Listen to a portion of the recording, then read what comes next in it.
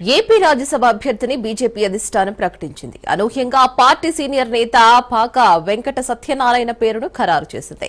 ఆయన అభ్యర్థిత్వాన్ని అధికారికంగా ప్రకటించింది. ఇవాళ మధ్యాహ్నం 3 గంటలకు నామినేషన్ గడువు ముగుస్తున్న నేపథ్యంలో కూటమి తరపున అభ్యర్థిని ప్రకటించారు.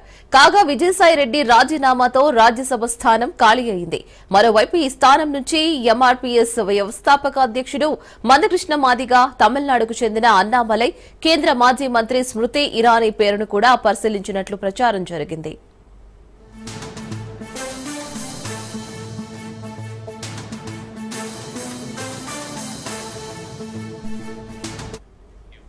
ఏపీ రాజ్యసభ అభ్యర్థిని బీజేపీ అధిష్టానం ప్రకటించింది.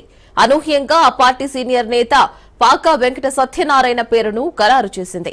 ఆయన అభ్యర్థిత్వాన్ని అధికారికంగా ప్రకటించింది. ఇవాళ మధ్యాహ్నం 3 గంటలకు నామినేషన్ గడువు ముగుస్తున్న నేపథ్యంలో కూటమి తరపున అభ్యర్థిని ప్రకటించారు. కాగా విజయసాయిరెడ్డి రాజీనామాతో రాజ్యసభ స్థానం ఖాళీ అయింది.